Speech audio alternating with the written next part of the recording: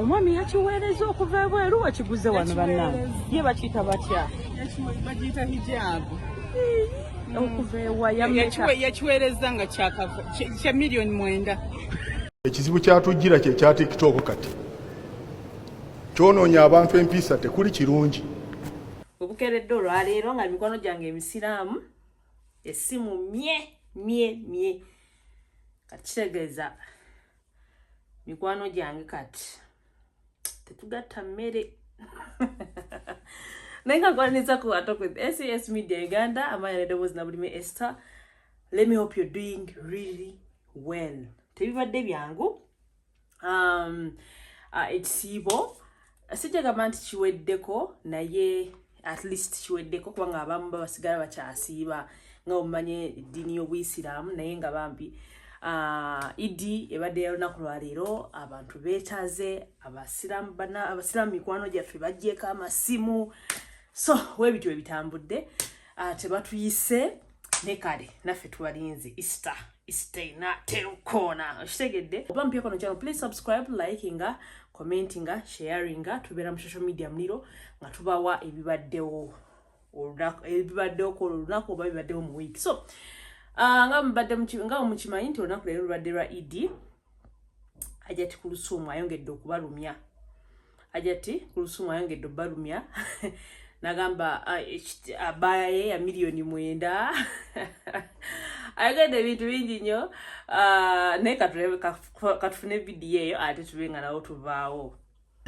Kakati ekyambalo kino omwami yakiweereza okuva ebweru wakiguze wano bannange ye bakiyita batya bagiyita hijabu okuva ewa yakiweereza nga kya miliyoni 9.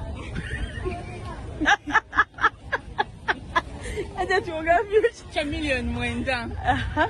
miliyoni 9 byonna ne veiro oba buli kimu hijabu atakakaya discount akakaya byonna akakaya kajjirako tolanga mayinja gafaanagana miliyoni 9 zoyambadde motoka namba veiro yokagati bino tetubigaseeko gold omulaba. Okay. Hajjati. Abantu bannange obakoze. Kati nga tumaliriza omwami wamulabyeko amuwulizaako leero olunaku. Omwami wange omwagaza ki? Mukwano gwange okimanyi. Oba mukwano gwe kitomuwuliza. Ntuwulidde ogamba mwasalidde ku video call naye. Video call? Olimbadde njagala mwejjako kubanga era obudde obumanyi tebufu. So mumulabye Hajjati anyumye alabise bulungi nnyo ayongedde balumya. So simanyi oba gwoli eba ofunya abaya okitegedde oli mwana wa buwala simanyi oba ofunya abaya ng'omwami naddala ng'oli mufumbo naddala ng'oli mu relationship simanyi oba omwami yakwebazizza okusiiba simanyi naye ng'abaana obalaba bafunya abaya zizo miliyoni 9 miliyoni 7.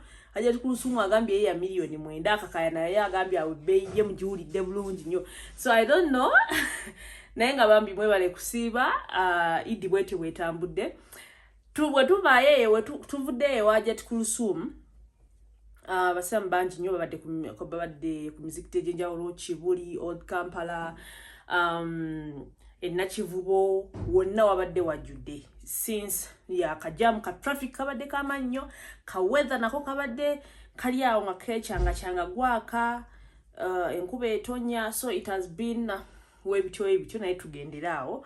So webityo jamu ye mungi nnyo abagenda okulya emmere bagenze be baayise be bataayise ku muzikiti abantu bangi bagabudde bannaabwe omutima ogwo temugukomyanga okitegedde ekintu ekyo.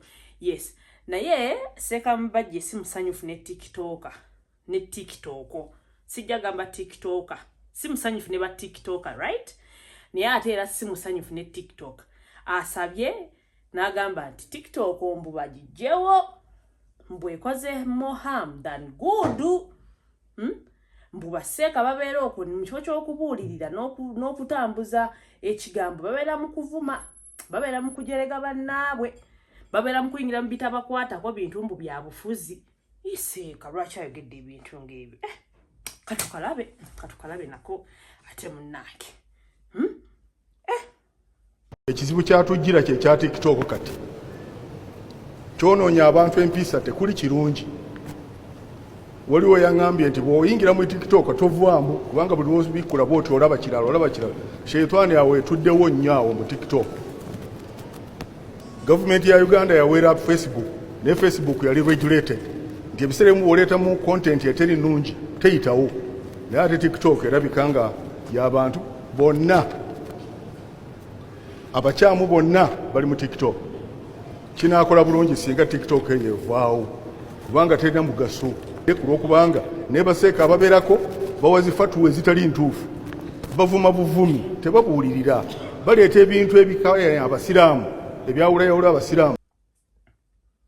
Saka mukambwe agambye TikTok bagijjeko teina makulu, teina kirungi kyekoze. Wamma gwali eyo olowooza ki TikTok teina kirungi kyekoze? Nenga saka mwe osobola building company bano bazimba ebizimbe byonna. Oyagala kuzimbira nyumba ya kiro bya biroto byo, oyagala kuzimbira rentals, oyagala kuzimbira luzirwa waka, oyagala kuzimba kyonna oyagala okuzimba, osobola building company enamba zawe ziyawa wakubiyeko buli kimu kijja kuba kiggwa. Ate Cubs Nation tubatwala ku airport tubakomyawo, tukola deliveries long distances. Just call me on 0701 542372 ate tubenga ate tutambuza ki omulimu guno.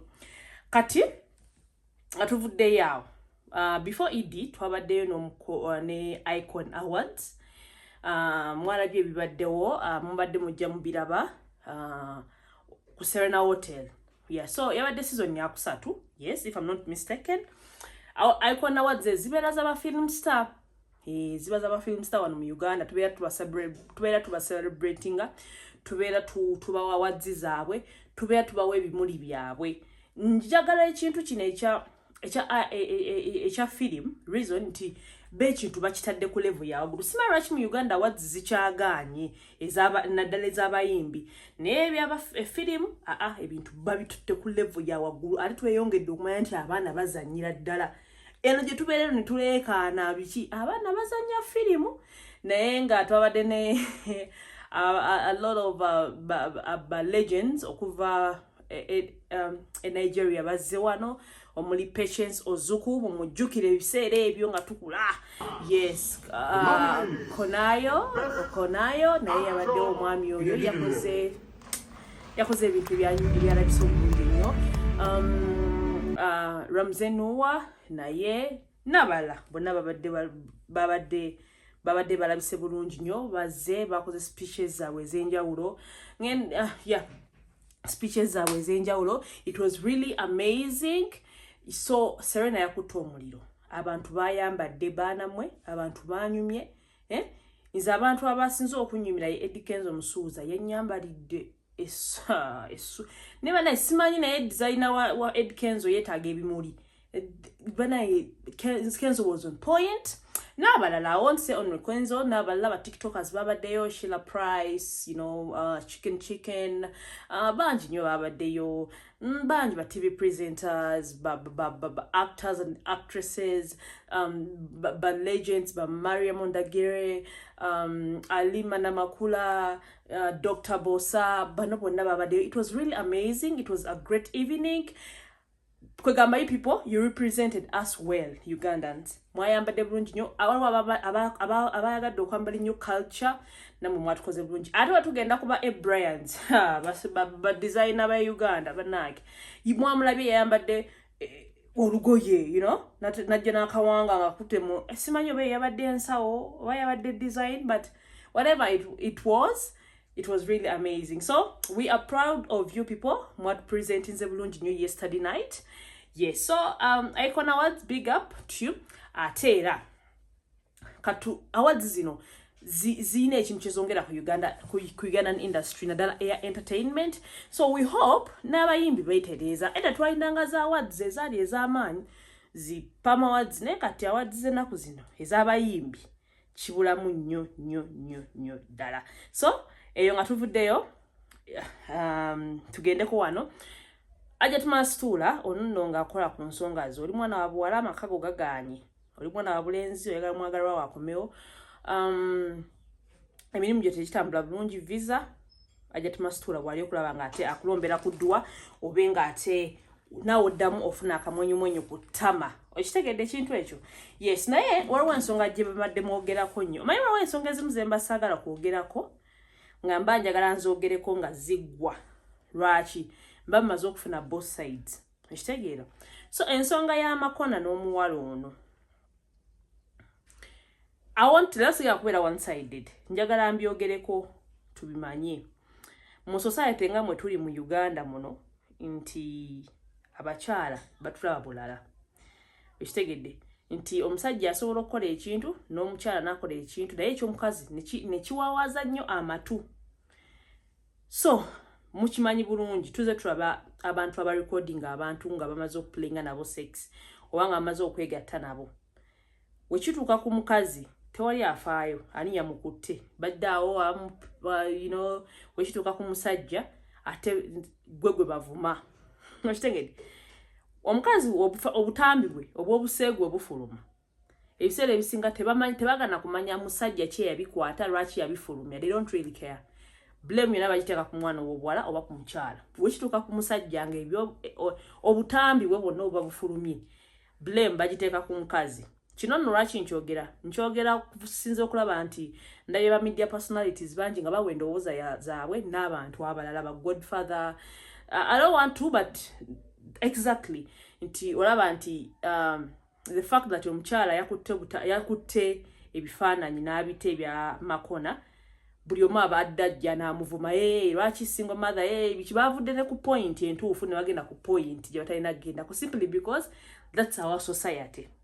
Ne nange njagala okubuuza omwana omuwala twatuuka ddi awo oba ffenna twatuuka ddi awo edda nga tewali nsonga lwaki omala okwebaka n'omuntu n'omurecordinga oba muli mu kisenge muli babiri ate n'orecordinga n'obiteeka ku camera. It doesn't make sense. Gikigwera like now nga gwaswadde gwe bavuma gwe bajolonze gwe batadde wali. So I think ebintu ebimu twagadde tubyemanyize but tebiri worth kwemanyiza. Okitegedde ebintu ebyokuba nga mugenda mu bisenge ne mugenda ne camera mukwate ebifaananyi. It doesn't make sense. Abamu obikwata mumaze n'okutegeeragana nga temusuubirayo nti mugenda okwawukana kuli very possible. So omuntu yenna nze ndooza tewali badde ng'ekintu ekyo kikola kiswaza kikuvumya kikulwaza esaawa eno makona yeeyagala gwe yamurecordinga gwakaaba gwe bavuma gwe bateekerera ddala wansi. So I think it's not really worth it, but byebyo side zeeyo.